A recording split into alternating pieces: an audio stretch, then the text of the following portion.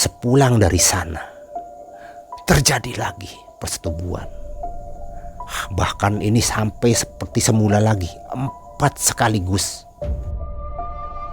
Disitulah Sinta mulai memahamin siapa sebetulnya sosok yang mirip seperti pacarnya ini. Hingga terasa tersiksa. Bahkan sampai-sampai kalau terjadi persetubuhan, hingga dia sudah ikhtiar kemana-mana, sampai-sampai kejadian yang dia alami itu dialami juga oleh anaknya yang masih usia sekitar 12 tahun.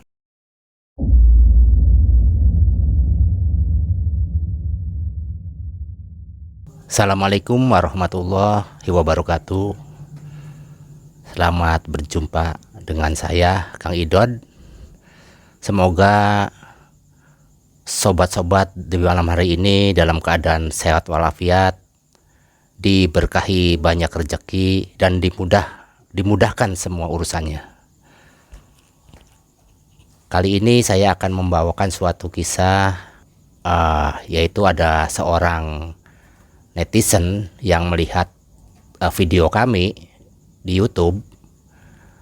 Akhirnya dia mengontak secara langsung ke tim kami meminta pertolongan, di mana kejadiannya di tahun 2002, yang intinya bahwa yang bersangkutan, yaitu seorang perempuan, telah mengalami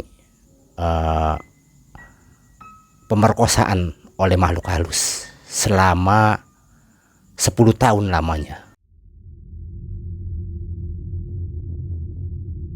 Hingga dia sudah ikhtiar kemana-mana, sampai-sampai kejadian yang dia alami itu dialami juga oleh anaknya yang masih usia sekitar 12 tahun. Di tahun 2022, waktu itu kami sedang mengadakan acara pertemuan dengan rekan-rekan.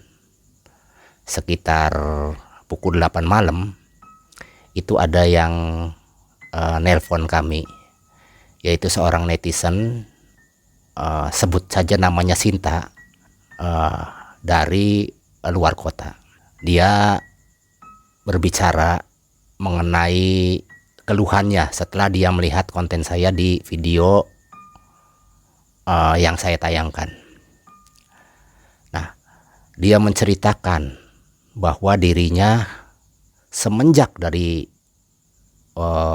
usia 20 tahun itu mengalami kejadian-kejadian yang sangat aneh. Bahkan ini sangat jarang dilakukan oleh orang-orang pada umumnya, yaitu dimana mengalami pemerkosaan oleh makhluk halus. Bahkan bukan 1, bisa 3, 4 itu keluhannya dia. Nah, setelah dia menelpon seperti itu, akhirnya saya menanggapin, ya, karena merasa terharu juga kondisi dia seperti itu. Akhirnya untuk lebih jelasnya, saya harus datang ke rumahnya. Dan alhamdulillah Ibu Sinta bersedia untuk didatangin oleh kami. Jadi saya sudah menentukan waktunya dengan tim. Waktu itu kapan ya kira-kira bisa berkunjung ke rumah Ibu Sinta, dan kita mau tahu secara detailnya cerita di sana. Nah, singkat cerita, setelah diputuskan waktu itu hari Sabtu, sehabis sholat maghrib kita berangkat. Kebetulan kita berangkat dengan 3 orang tim yang ada waktu itu di base camp saya, yaitu saya sendiri, Hibayan, dan satu lagi adalah tim yang pembawa kamera. Saya berangkat mengendarain sebuah kendaraan roda 4 kurang lebih 1 jam lah saya dalam perjalanan akhirnya sampailah saya di tempatnya Ibu Sinta. Sungguh memang sangat memprihatinkan. Kondisi rumahnya yang memang sangat sederhana sekali. Akhirnya saya coba mengetuk pintu dan alhamdulillah Ibu Sinta bersama suaminya, sebut aja Pak Iwan, sudah menyambut saya. Akhirnya saya dipersilahkan masuk. Kemudian sambil ngobrol-ngobrol, kita disediain kopi dan makanan kecil. Ruangan perabotan di dalam rumahnya juga sangat sederhana sekali. Nah, disitulah Ibu Sinta akhirnya bercerita panjang lebar kepada kami semua yang hadir. Nah, begini ceritanya. Jadi bermula ketika Mbak Sinta itu di usia 20 tahun waktu itu, masih remaja lah. Dia sempat berpacaran dengan seorang pemuda tetangga desanya. Bahkan pemuda tersebut itu anak dari kepala dusun. Dia cukup ganteng katanya sih. Tinggi, istilahnya sih mungkin idola para wanita. Sebut saja namanya Yanto lah. Si Yanto ini di kampungnya memang diseganin. Bukan saja dia anak orang tajir ya, anak kepala desa, tapi dia punya keberanian, punya wibawa. Karena apa? Di samping dia anak orang-orang yang berkecukupan, Yanto juga senang menjalani ilmu-ilmu kedikjayaan seperti ilmu kebal, kemudian ilmu-ilmu yang bentuknya mistik lah. Dia senang sekali. Bahkan dia mempunyai beberapa guru, termasuk guru silat. Beberapa kali tawuran antar kampung, pasti Yanto memimpin di garis depan. Maka sudah tidak aneh lagi lah nama Yanto kalau disebut di kampungnya ini. Nah, Yanto dengan Ibu Sinta ini sudah berpacaran cukup lama, yaitu kurang lebih 1,5 tahun. Mereka sudah merencanakan suatu pernikahan.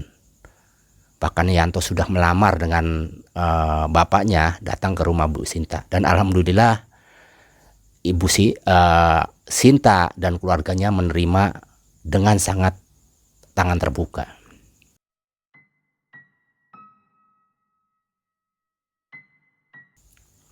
Maka ditentukanlah hari dan waktu yang tepat untuk melaksanakan pernikahan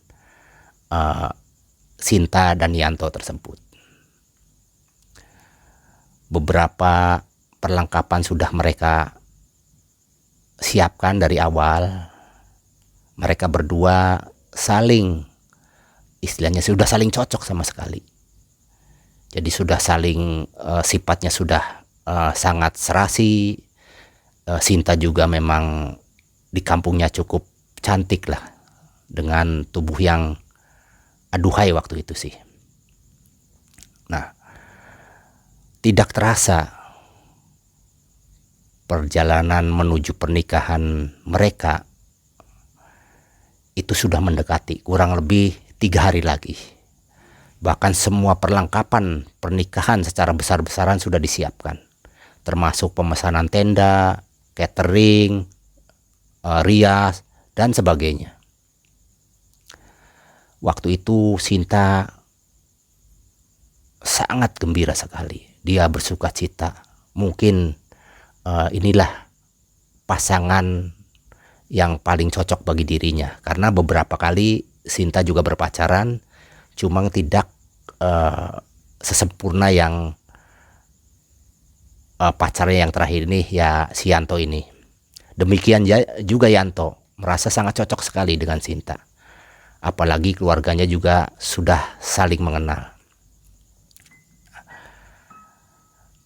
3 hari menjelang pernikahan, rasanya itu sangat lama sekali bagi Yanto dan Sinta.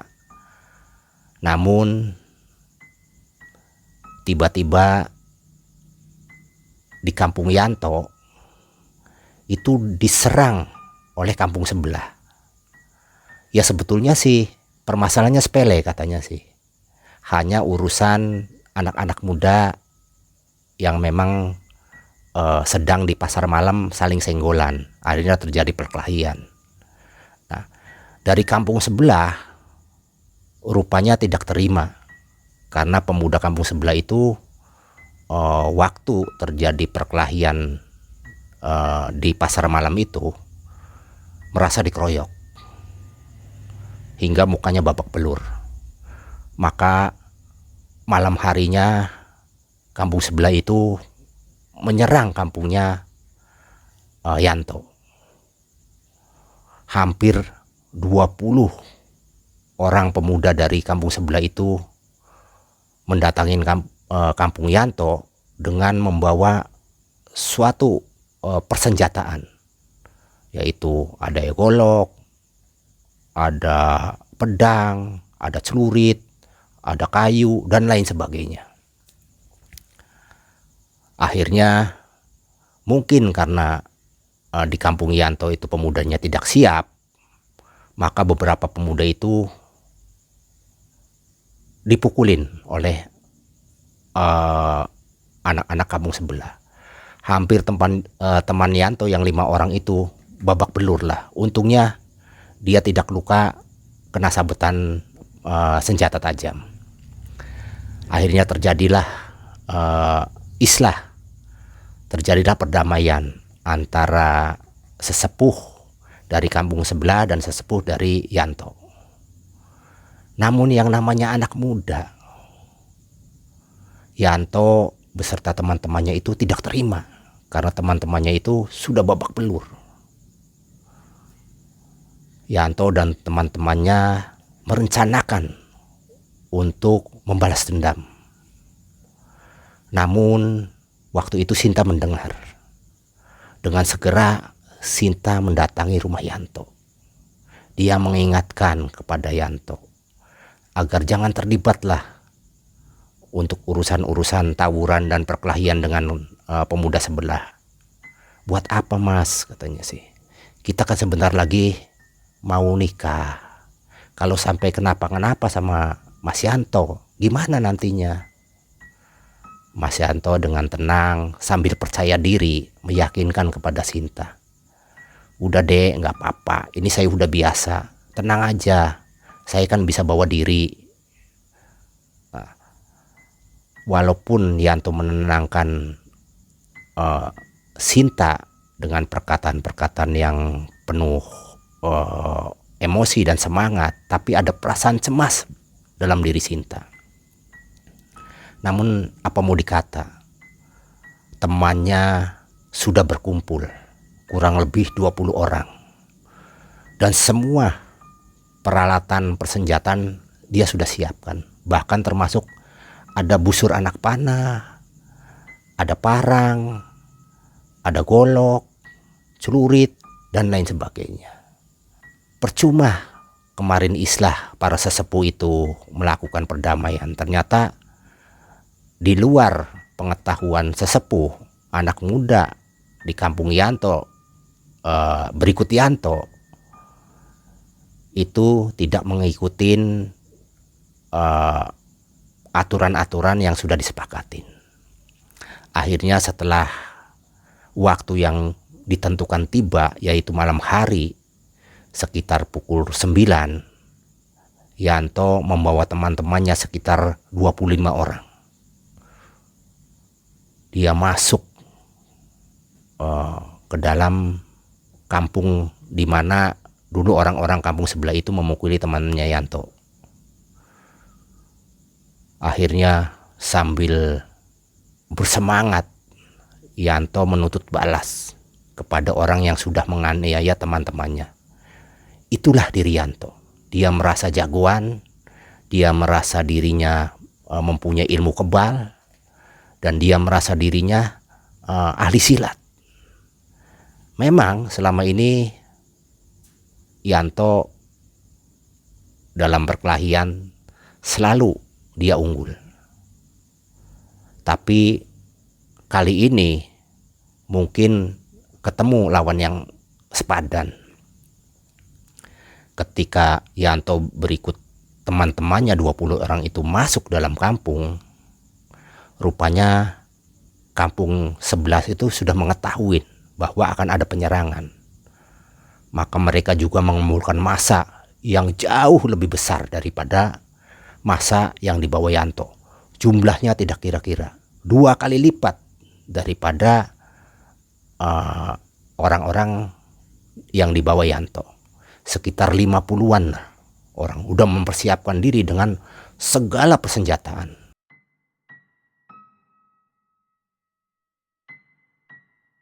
Tawuran tidak lagi bisa terelakkan. Terjadilah keributan yang sungguh di luar kewajaran. Yanto beserta teman-temannya merasa kaget. Dia tidak memperkirakan bahwa lawannya akan menyusun strategi yang demikian rapi, hingga kedatangan Yanto itu seperti dikepung. Maka terjadilah tawuran. Ada yang melempar dengan batu, ada yang memanah dengan panah-panah yang mereka bikin sendiri. Bahkan semua barang yang bisa dilempar, dia lemparkan. Beberapa rumah hancur dalam perkelahian tersebut. Rupanya setelah hampir kurang lebih 1 jam perkelahian di malam hari tersebut, dan ternyata keamanan belum juga datang. Yanto dan teman-temannya terdesak. Melihat kekalahan dari jumlah, maka sebagian teman Yanto itu beriktikat untuk melarikan diri. Bahkan dia berkata kepada Yanto, "Toh, udah kita pulang aja. Percuma, musuh terlalu banyak. Bisa-bisa kita yang jadi korban." Namun ya itulah lagi-lagi sifat Yanto yang demikian pemberani, bahkan dia keras hati. Dia memaksakan diri, seolah-olah dirinya tidak mempan terhadap senjata apapun. Ya memang itulah yang memang dipelajarin oleh Yanto dari guru-gurunya. Seperti juga pernah beberapa kali tawuran dia melakukan itu. Namun kali ini berbeda. Akhirnya karena memang sangat terdesak, semua teman Yanto itu lari tunggang langgang. Namun Yanto memaksakan diri. Dia merangsak masuk ke depan. Beberapa anak panah, beberapa batu yang dilempar, sepertinya Yanto tidak bergeming. Itulah keunggulannya Yanto. Hingga bertemulah dia dengan sekitar 10 orang. Yanto hanya sendirian, teman-temannya sudah pada pulang. Bahkan teman yang lain segera memanggil, berteriak-teriak agar Yanto cepat mengikuti dia pulang ke kampungnya. Namun ya itu Yanto namanya. Dia keras hati. Seolah-olah apapun yang dia lakukan sepertinya kemenangan ada di pihak dia. Namun naas, bagaimanapun sekuat apapun orang kebal, hanya beberapa puluh senjata yang dia tahan. Nah selanjutnya dia dihajar dari depan, dari belakang, dari samping, banyak sekali orang. Akhirnya tumbanglah Yanto dengan luka di seluruh tubuhnya, bahkan darah kemana-mana. Akhirnya Yanto tewas.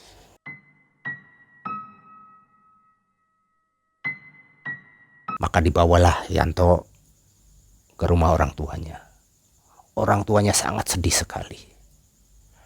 Bagaimana tidak? 3 hari lagi Yanto mau menikah. Bahkan yang sangat terpukul sekali adalah Sinta. Sinta sudah berangan-angan. Dia mau berumah tangga. Menemukan pasangan yang sangat ideal bagi dia. Bahkan seluruh jiwa raganya dia sudah serahkan kepada Yanto. Namun apa mau dikata, nasib sudah terjadi. Dengan hati yang remuk, perasaan yang kecewa, marah, dan entah apa yang ada dalam diri Sinta, mungkin tidak bisa terbayangkan, Sobat Malam. Setelah kejadian itu, pelaku semuanya ditangkap oleh polisi dan diamankan dalam polsek. Nah, setelah kematian Yanto, kurang lebih 1 minggu, Sinta sepertinya sangat bersedih. Dia menjadi wanita yang pemurung. Bahkan hari-harinya dilalui dengan menutup diri di kamar. Ya, mungkin saya juga memaklumin. Mungkin Sobat Malam juga memaklumin betapa hancurnya Sinta dalam kondisi-kondisi yang sebentar lagi mengadakan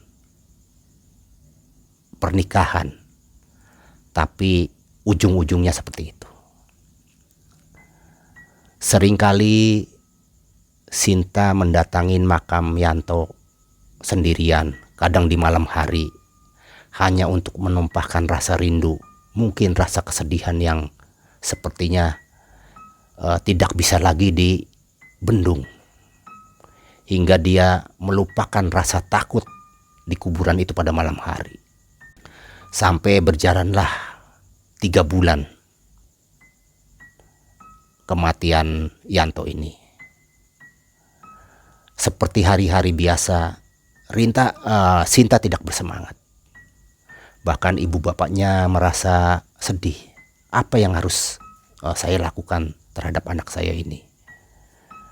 Mungkin hanya waktulah yang akan bisa mengobatin rasa luka yang sangat mendalam dalam hati Sinta. Setelah 3 bulan berlalu kematian dari Yanto, waktu itu malam Jumat Kliwon, Sinta sedang nyenyak-nyenyaknya tidur sekitar pukul 12 malam. Sepertinya Sinta itu bermimpi. Dia bermimpi dengan bertemu dengan Yanto. Rambutnya dibelai, bahkan punggungnya diusap-usap. Begitu indahnya mimpi itu bagi Sinta. Sepertinya mimpi itu pengennya tidak pernah bangun. Entah udah berapa lama Sinta menjalani mimpi seperti itu. Namun insting Sinta itu terhentak karena belayan dan elusan dari Yanto itu menimbulkan getaran bagi dirinya. Karena terkejut dengan getaran yang tidak biasa, tidak umum, karena memang sangat kuat, walaupun itu sangat halus, akhirnya Sinta terperanjat bangun. Bangun dari tidurnya dan bangun dari mimpinya. Dia terperanjat kaget. Setelah bangun, dia menyaksikan Yanto ada di kamarnya dia.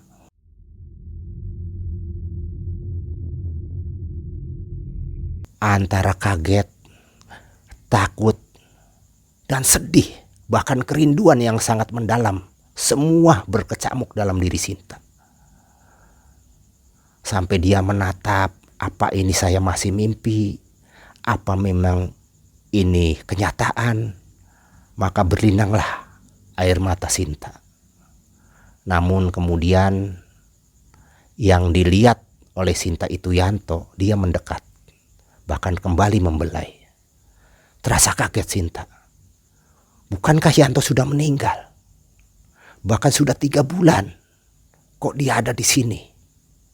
Maka hilanglah semua bayang-bayang bahwa Yanto itu meninggal, bahwa Yanto itu memang kondisi yang hadir itu tidak wajar, maka sirnalah semua pikiran-pikiran normal seperti itu.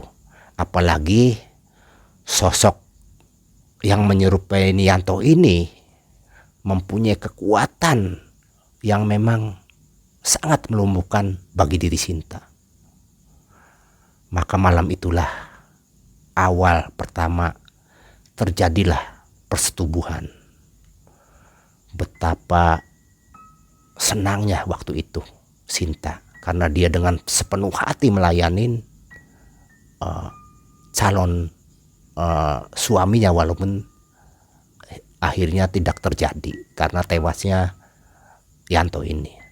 Namun tetap dia harus mengakuin bahwa inilah satu-satunya cara untuk menumpahkan rasa rindu. Demikianlah kejadian itu dari pertama kali di malam Jumat Kliwon, terulang lagi di malam-malam yang lain. Hingga Sinta itu sepertinya terobsesi dengan penampakan sosok seperti Yanto ini. Dia sudah nggak pikir panjang lagi, apakah itu Yanto, apakah itu bukan. Yang penting hati dia terobati. Demikianlah berjalan dari hari ke hari, dari bulan ke bulan. Entah sudah berapa kali dia mengadakan persetubuhan dengan sosok yang menyerupai Yanto. Bahkan Sinta sudah tidak ambil peduli lagi. Hingga akhirnya orang tua Sinta mengetahui, karena melihat gelagat Sinta yang tidak wajar. Bahkan dia menutup diri di kamarnya berlama-lama. Nah, disitulah orang tua Sinta melihat raut posisi wajah Sinta dan kesehatan Sinta semakin menurun. Dia menjadi gadis yang sangat pucat, kurus, bahkan sepertinya punya dunianya sendiri.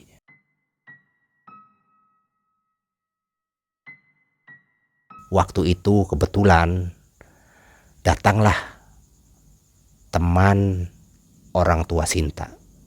Kebetulan dia seorang kiai. Dia bertamu ke rumah orang tua Sinta. Setelah dia ngobrol dengan orang tuanya dan Sinta disuruh membuatkan secangkir minuman, rupanya temannya bapaknya Sinta ini orang yang mengetahui juga dunia spiritual. Dia merasakan bahwa dalam diri Sinta ada yang tidak normal, ada suatu keganjilan. Bahkan ketika dia menatap Sinta, sepertinya dalam sorot mata Sinta ini sepertinya sudah dimasukin hawa-hawa negatif, kekuatan-kekuatan gelap. Maka dengan terpaksa temannya Bapak Sinta kemudian berkata kepada bapaknya Sinta mengenai kondisi Sinta. Dan disitulah terjadi saling perbincangan mengenai Sinta tersebut. Bapaknya merasa juga ada keanehan. Akhirnya setelah Sinta dibujuk oleh bapaknya untuk menghadap temannya itu agar bisa diobatin lah istilahnya sih, maka terjadilah waktu itu pengobatan yang pertama. Ternyata betul Sinta bereaksi, bahkan dia berteriak-teriak dengan mata yang memerah. Si kiai dipukul oleh Sinta dengan kekuatan yang luar biasa hingga roboh. Mungkin karena kekuatan kiai temannya Bapak Sinta ini tidak mencukupin, tidak mampu untuk melawan sisi-sisi gelap yang ada dalam diri Sinta, hingga dia menyarankan kepada orang yang lebih mumpunin. Nah, mulailah Sinta itu mengadakan pengobatan oleh bapaknya. Entah sudah berapa orang yang dia datangin, dari mulai kiai, ulama, orang-orang spiritual, bahkan sampai dukun untuk menangani Sinta. Namun hasilnya sangat-sangat tidak memuaskan. Masih terjadi lagi persetubuhan. Dan waktu itu Sinta masih menikmati. Hingga akhirnya setelah awalnya dia mengadakan persetubuhan dengan Yanto, sekarang bukan satu lagi, bahkan ada 3, 4 seperti temannya Yanto itu, dia ikut mensetubuhin Sinta. Nah, disitulah Sinta mulai memahamin siapa sebetulnya sosok yang mirip seperti pacarnya ini. Hingga terasa tersiksa. Bahkan sampai-sampai kalau terjadi persetubuhan, maaf ya, alat vital Sinta itu mengalami perdarahan. Bahkan sampai 1 bulan. Pernah 1 kali Sinta itu disetubuhin dengan dalam 1 malam 4 makhluk sekaligus. Yang tadinya awalnya 1. Entah ini dari mana. Nah, disitulah Sinta mulai berpikir, ini ada sesuatu yang tidak normal.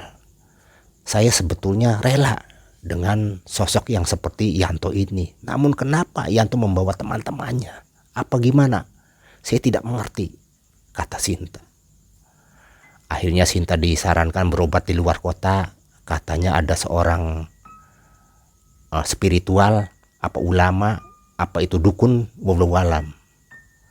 Dia datang ke sana untuk melakukan perobatan dengan membawa uang yang dia kumpulkan, yang bapaknya kumpulkan. Karena sudah beberapa orang yang dia datangin, hingga semua kekayaan bapaknya itu habis. Bahkan sawah sudah dijual semata-mata untuk menangani kesehatan anaknya ini. Bahkan bapaknya Yanto, kepala desa, juga turut membantu. Namun tidak juga kunjung sembuh. Nah, dia mendapat informasi ada seorang yang memang mampu mengobatin itu di sekitar Jawa Tengah.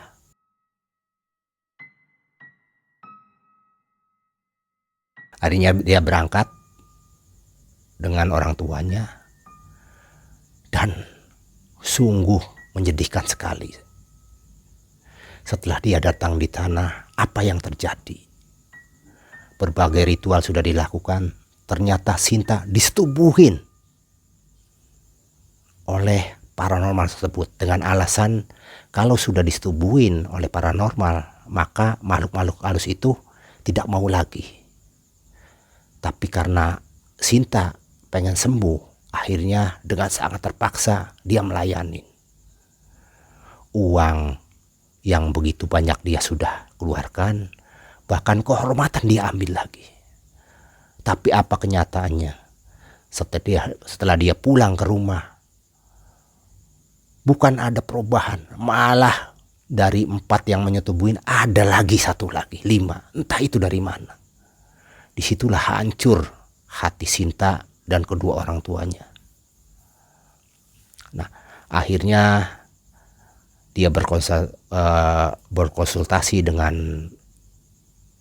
ulama yang ada di pesantren di daerahnya. Akhirnya Sinta disarankan agar cepat menikah, supaya kalau Sinta menikah, mudah-mudahan makhluk-makhluk astral yang menyerupai sosok Yanto dan lain-lain tidak lagi menjabah Sinta.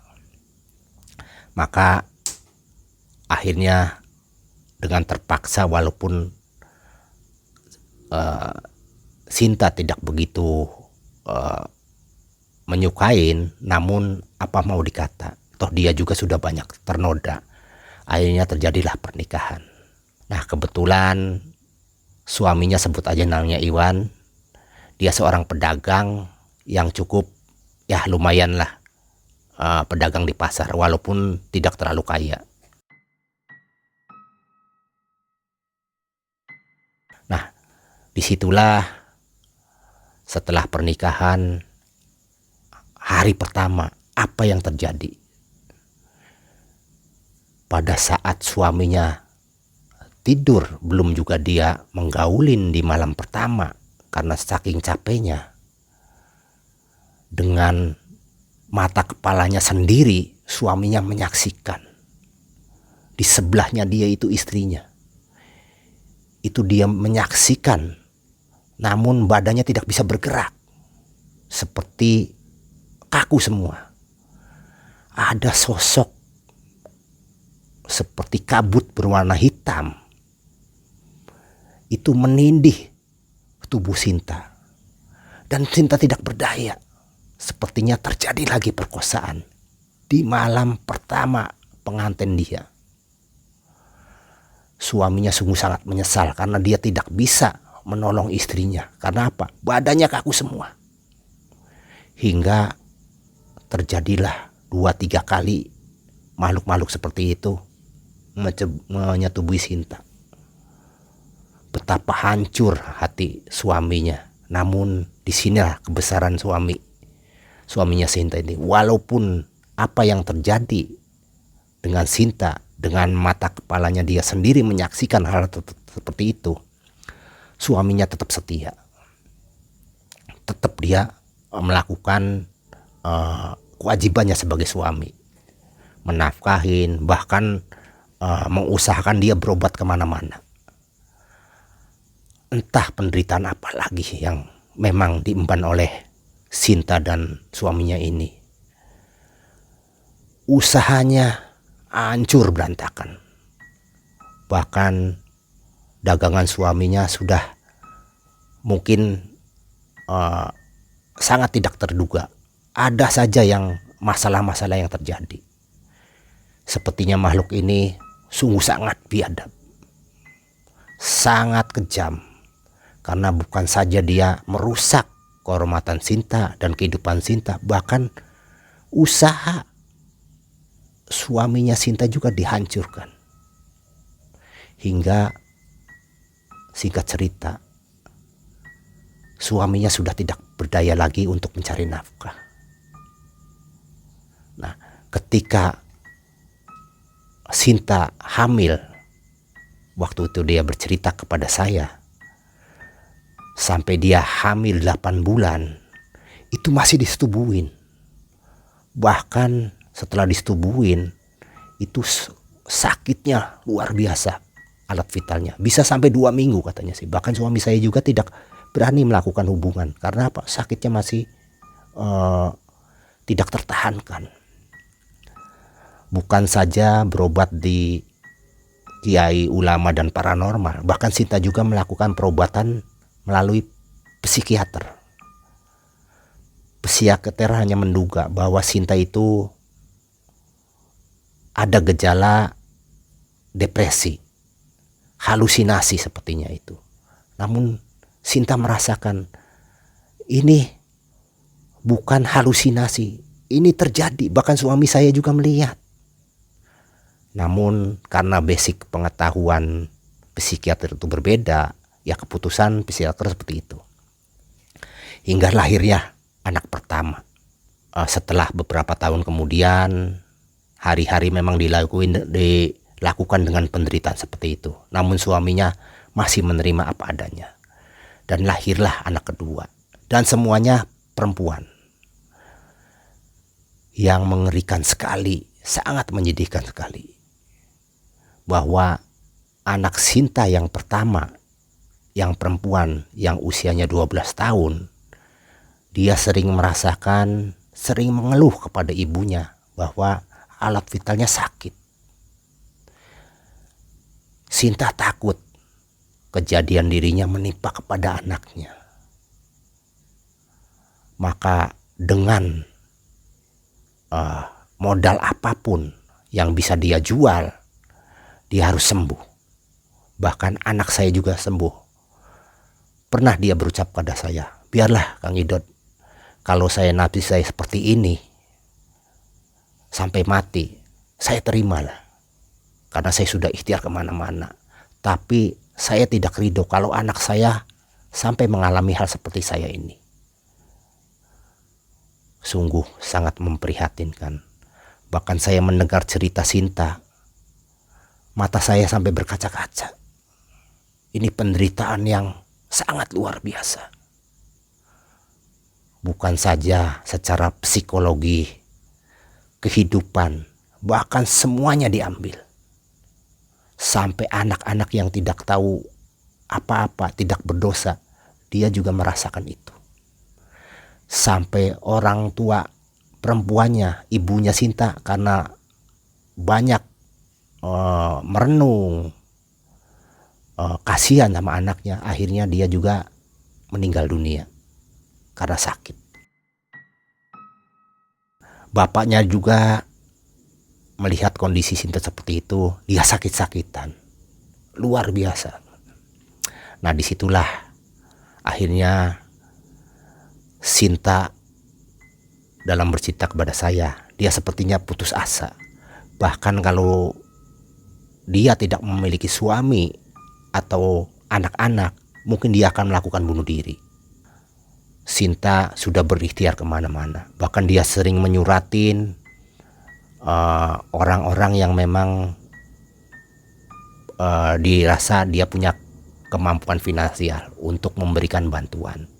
Dan pernah sekali dia mendapat bantuan pengobatan sepertinya dari orang-orang kaya lah, seperti konglomerat di Jakarta. Bahkan dia dibawa ke luar kota bersama anak istrinya. Dia ditempatkan di sebuah hotel dan diobatin oleh paranormal yang didatangkan oleh konglomerat. Namun itu hanya 1 bulan. Dia tidak diperkosa oleh makhluk-makhluk halus. Nah, selanjutnya terjadi lagi. Nah, disitulah akhirnya saya merasa bahwa apapun yang terjadi, saya coba berusaha untuk menolong Ibu Sinta. Akhirnya saya coba menawarkan diri karena memang sudah ada di rumahnya Ibu Sinta, dan alhamdulillah waktu itu Ibu Sinta bersedia. Nah, waktu itu setelah sekitar pukul 9 malam saya melakukan coba terapi ke Ibu Sinta. Bener, hawanya luar biasa, luar biasa. Sungguh kegelapan dalam diri Ibu Sinta, dan di sekitar rumahnya ini sungguh sangat jahat sekali. Entah itu jenis makhluk dari mana. Bahkan setelah saya putar cakra mahkota, seperti tangan saya itu terbakar. Ibu Sinta kejang-kejang, dia tidak terkendali. Matanya melotot berputar-putar. Bahkan sempat dia mau menerkam saya. Untung Kibayan dan teman saya itu berusaha menahan gerak tubuh Ibu Sinta. Tapi alhamdulillah, sobat malam, setelah Ibu Sinta ditenangkan, kemudian beberapa cakra saya putar, alhamdulillah akhirnya Ibu Sinta merasakan dirinya tenang kembali, dan kembali dia muntah-muntah. Setelah dia bisa menantangkan diri, dia muntah-muntah, banyak sekali muntahannya, dan baunya luar biasa. Setelah itu dia lemas. Akhirnya kita semua berdoa, mudah-mudahan Allah meridoin dan sedikit banyak ada perubahan. Nah, setelah Ibu Sinta diterapi, semua energi gelapnya dikeluarkan. Saya melihat di kamar Ibu Sinta dan sekitar rumah Ibu Sinta yang memang sangat memprihatinkan tersebut dipenuhi dengan hawa-hawa negatif, luar biasa. Tapi bagi mereka sepertinya sudah biasa, mungkin karena sudah familiar ya. Sekalian saya bersihkan dengan Kibayan rumah tersebut. badan ini terasa sakit sekali, badan saya lemes, letih. Demikian juga Gibayan. Karena apa? Sangat sangat berat sekali. Kondisi ini masuk itu memang luar biasa. Entah jenis makhluk apa. Akhirnya setelah saya selesai penanganan, akhirnya saya pamit diri. Waktu itu sekitar sampai pukul setengah 12 malam. Kita rombongan pulang. Mudah-mudahan Ibu Sinta diberikan kesehatan, diberikan barokah sama Allah, menjadi pulih sedia kala. Malamnya ketika saya di rumah, itu makhluk yang ada di rumah Ibu Sinta mengikuti kita bertiga. Bahkan Gibayan waktu itu merasa dirinya seperti terbebani benda-benda yang berat di tubuhnya. Demikian juga kameramen, bahkan saya sendiri. Keesokan harinya kita bertiga sakit luar biasa. Tapi alhamdulillah, karena memang kita ada kelompok tawasul, akhirnya kita melakukan tawasul dengan kelompok yang lain. Dan alhamdulillah disitulah tercerabut semua hawa-hawa gelap yang memang mengikuti dari rumah Bu Sinta ke dalam tempat kami. Esok harinya coba saya kontak Ibu Sinta. Gimana Bu? Ada perubahan enggak? Mudah-mudahan sedikit banyak ada. Dan jangan lupa Ibu Sinta harus banyak ibadah dan berdoa. Demikian juga bapaknya, kata itu. Tolong jangan mengandalkan saya saja. Dan kebetulan memang Ibu Sinta dan suaminya ini memang orang-orang yang rajin ibadahnya. Namun saya aneh, kenapa kok orang yang rajin ibadah masih dihinggapi penyakit-penyakit kegelapan yang demikian berat. Ya mungkin karena dalam diri Ibu Sinta awalnya dengan senang hati dia menerima. Kuncinya situ. Dan ujungnya dia terlena hingga terjadilah kondisi-kondisi yang sangat memprihatinkan seperti ini. 1 minggu saya kontak lagi. Alhamdulillah Kang Idod, makhluk-makhluk yang biasa datang sudah 1 minggu tidak datang. Sampai 2 minggu semua berjalan lancar. Saya beserta teman-teman merasa bersyukur, senang. Bahkan di hari-hari lain ketika saya mengadakan ritual tawasul beserta kelompok-kelompok yang ada di Cirebon, selalu nama Ibu Sinta dan bapaknya saya doakan melalui jemaah terus menerus. Hasilnya bagus. Namun 1 bulan kemudian Ibu Sinta ngebel kepada saya. Dia kontak telepon.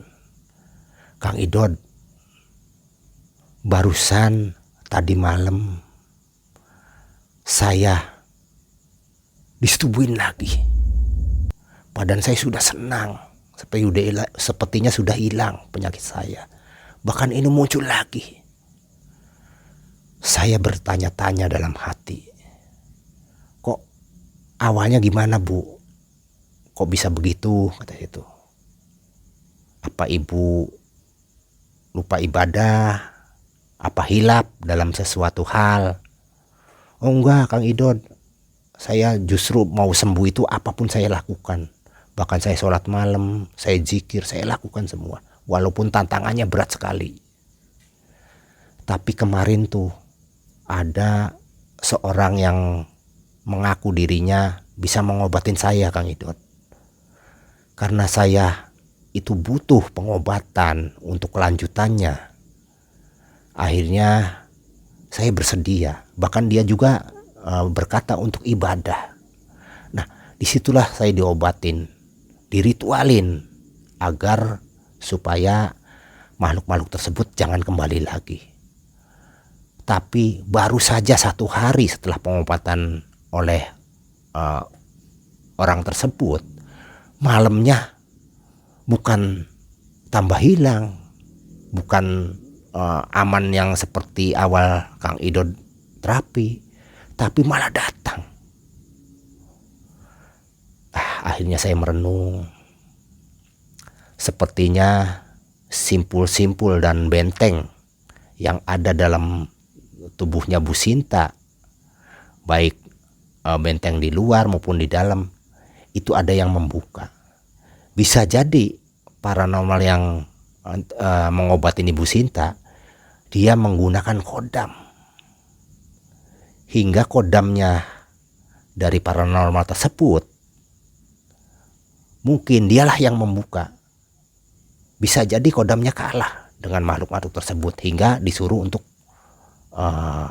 membuka karena Ibu Sinta mengikhlaskan untuk ditanganin. Itu prediksi saya, wallahu alam. Tapi kenyataannya seperti itu. Saya ada perasaan awalnya senang, namun kok terjadi lagi seperti itu.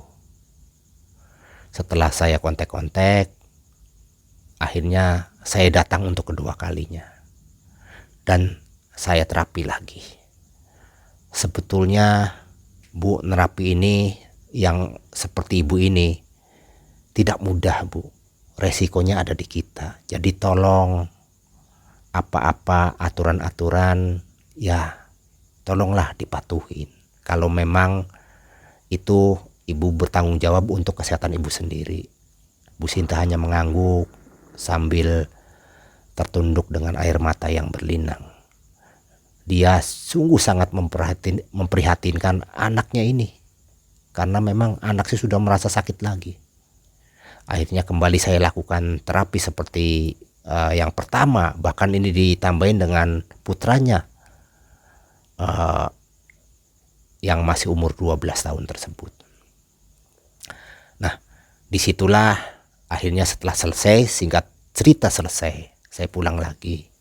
Kemudian seperti awal saya kontak 1 minggu, 2 minggu memang bagus. Nah, waktu setelah 2 minggu, Ibu Sinta kedatangan orang yang pernah menolong dia ketika itu. Dia dibawa ke luar kota, yaitu Jawa Tengah, untuk berobat ke paranormal. Dan dia adalah konglomerat dengan membawa bantuan yang memang cukup lumayan untuk ukuran Bu Sinta, untuk menghidupin rumah tangganya. Bahkan dia menanggung semua pengobatannya. Dia dibawa lagi ke luar kota, bahkan menginap di sana sampai 1 minggu. Berikut suami dan anaknya dibawa. Sepulang dari sana terjadi lagi persetubuhan. Bahkan ini sampai seperti semula lagi, 4 sekaligus makhluk halus yang mensetubuhinya. Bahkan terulang lagi ketika pengantin pertama dengan suaminya, di hadapan suaminya, dia melihat sosok yang seperti dulu dengan bentuk seperti asap hitam menindihin tubuh istrinya tersebut. Namun kembali suaminya Pak Iwan tidak berdaya. Dia hanya melihat, menyaksikan istrinya yang sedang disetubuhin oleh makhluk halus dengan air mata yang berlinang. Sungguh saya sedih mendengar cerita tersebut. Jadi itulah kejadian yang memang Ibu Sinta alami sampai saat ini. Dan saya coba kontak lagi hari-hari berikutnya. Mungkin karena Ibu Sinta itu ngerasa gak enak sama saya karena 2 kali sudah menanganin. Hasilnya memang cukup lumayan. Dan Ibu Sinta berobat ke tempat lain lagi. Ternyata seperti awal lagi. Jadi beberapa kali saya kontak, sepertinya Ibu Sinta tidak merespon. Nah, itulah Sobat Malam, cerita yang saya dengar dan saya alami sendiri di tahun 2022. Dan wallahu alam sekarang kondisi Bu Sinta, kondisinya bagaimana, saya kehilangan kontak. Nah, itulah yang bisa saya sampaikan. Kalau ada kata-kata yang salah, saya mohon maaf. Ambil yang benarnya, buang yang tidak baiknya. Hikmahnya, janganlah kita memakai perasaan yang sedang hancur untuk meyakinin sesuatu yang memang sangat penting, sangat membikin hati itu seolah-olah mengobatin kekecewaan. Tapi pakailah akal sehat dan ajar yang kita anut, supaya jangan terjebak ke dalam dunia-dunia kegelapan tersebut, karena dampaknya menjadi runyam. Itulah Sobat Malam yang bisa saya sampaikan. Wabillahi taufik wal hidayah. Wassalamualaikum warahmatullahi wabarakatuh.